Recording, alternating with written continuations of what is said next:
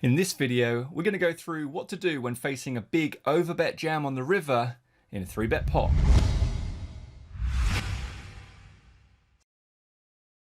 Hey, how's it going? Gareth James here for mttpokerschool.com. If you're new to the channel, welcome. If you're a regular viewer, welcome back. My goal on this channel is to go through various tournament poker concepts, and today we're going to take a look at a hand from the bigger 55 on PokerStars. So it folds around to the low jack who has 34 big blinds, goes for a min raise. The high jack who has a big stack and has everybody covered goes for the call. And it folds around to hero and it goes for the squeeze to 8 big blinds. Folds back round to the high jack who makes the call. Flop comes 10-8-3 rainbow with 1 club. Villain checks. Hero goes for a small bet around 30% pot, maybe a little bit smaller. And villain calls. Turn is the 3 of hearts and it goes check check, and then the river is the jack of spades. Villain jams and hero has a decision.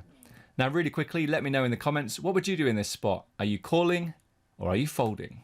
Now last year I recorded a series of videos called How to Think Like a Poker Pro, where I dissected a Jason Kuhn blog post and helped you navigate each street with the various questions that he spoke about in that blog post. So that series of videos seemed to go down really well, so what we're going to do today is return to that style for the analysis in this video. So let's put ourselves in Hero's shoes and start to answer some key questions.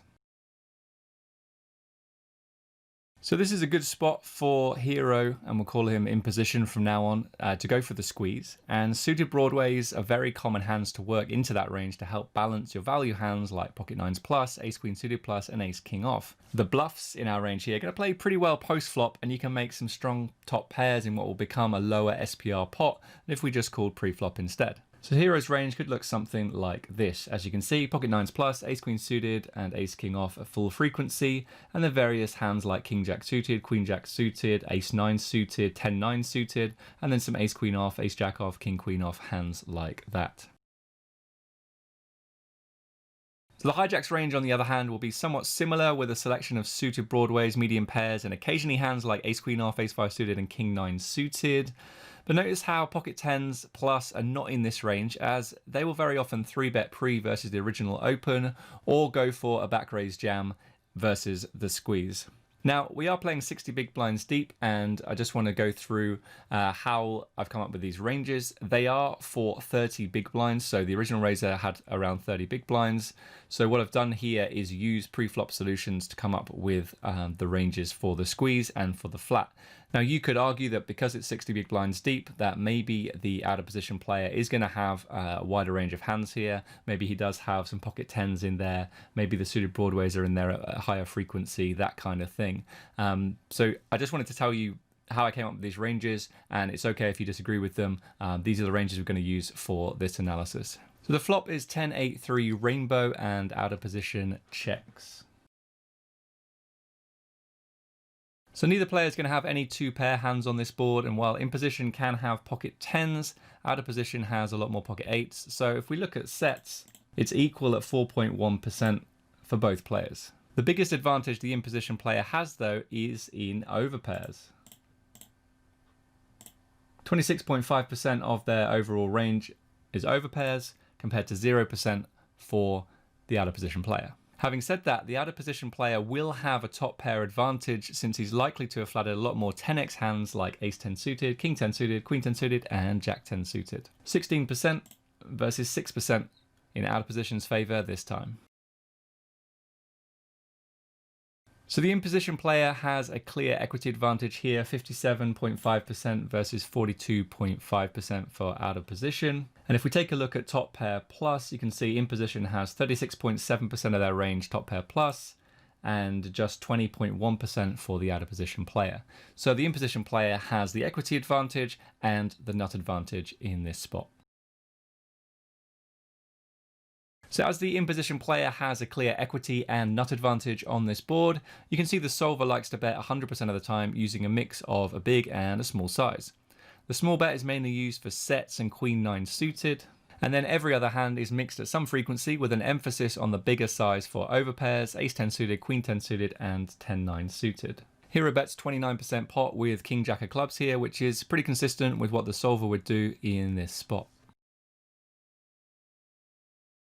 So villain will call sets, under pairs and third pairs, although pocket six folds sometimes, and then mix top pairs between raising and calling, raising ace 10 suited and king 10 suited a lot more frequently than queen 10 suited and jack 10 suited.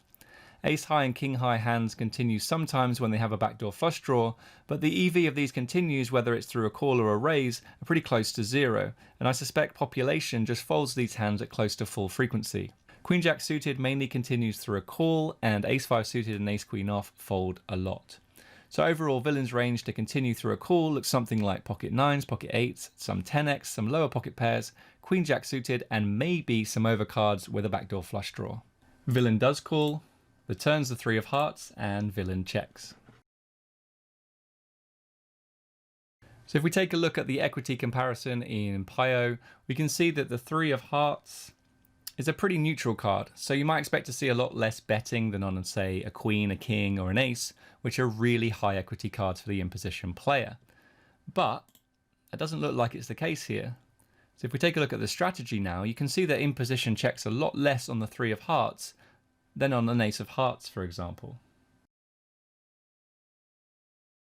So we're supposed to be betting around 77% of the time, mixing between a small and slightly bigger size once again, definitely favouring the bigger geometric sizing instead of the smaller 40% pot. A full house will go for a small bet at full frequency, whereas overpairs and top pairs are mainly using the big size, but still betting all the time.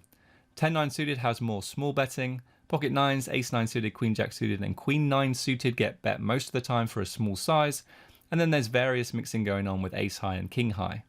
Flush draws are bet very frequently for a big size, and our exact hand, the king jack of clubs, mixes between big bet and check.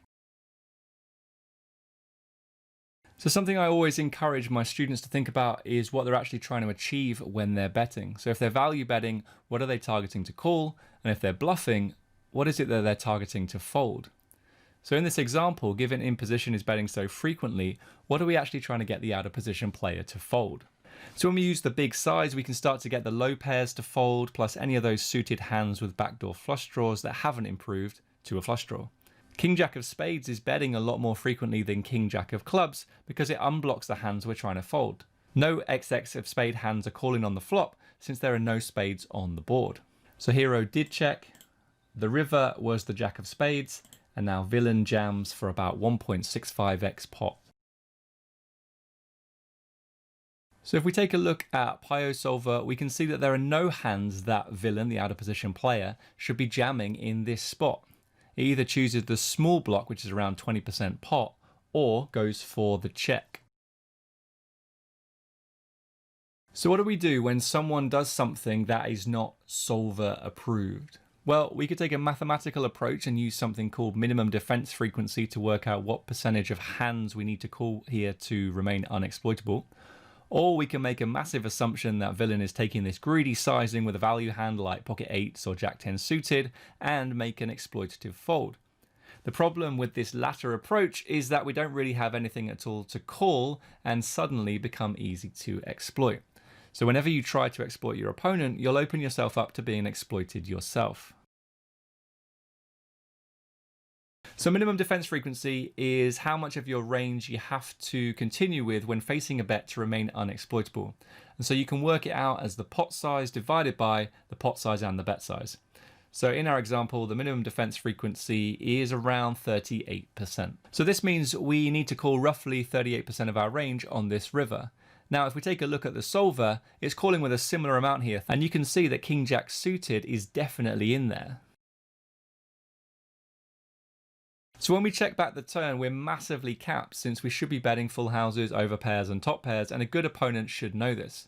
Having said that, a good player is not going to use an all-in size on this river, since a much smaller size can get the hands he's targeting to fold. So ace high and king high hands are going to start folding on this river even versus a small 20% block.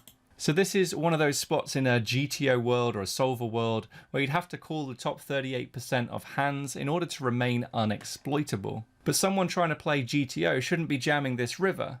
So if villain is trying to get us to fold hands like ace high and king high, then he can actually use a much smaller bet. So it doesn't make a lot of sense to choose this big sizing. which makes me think that he's a lot more weighted towards value bets, going for a really greedy sizing. It's also just really tough to find that many bluffs for the out of position player here, especially if we believe that he's going to fold, you know, quite a lot of backdoor flush draw type hands on the flop, especially more than the solver. So whenever I use solvers in my analysis, I'm often met with the pushback along the lines of, yeah, but nobody's playing like Pio. And I think it's fair. But I also think that as more and more players study using solver tools, we're going to start to see play that's closer to what a solver would class as optimal given the limited betting parameters. So using solvers is very useful to see what should be happening and then using that information to adjust. So in this example, we're massively capped after checking back the turn, but the big overbet is just completely unnecessary. And while we're definitely overfolding in this spot, I mean, do we actually have anything to call on this river? I do think it's a reasonable adjustment if we believe our opponent hasn't studied this spot enough, as their choice of sizing would suggest, coupled with the fact that there were very few bluffs to choose from on this river. Okay, so that's going to wrap things up for this video. If you liked it, give it a thumbs up. If you haven't done so already, hit that subscribe button. I'm going to be back soon with a brand new video, but until then, take care, and I'll see you soon. Bye-bye. Now, last year I recorded a series of videos called How to Think Like a Poker Pro, where I dissected Jason Kuhn.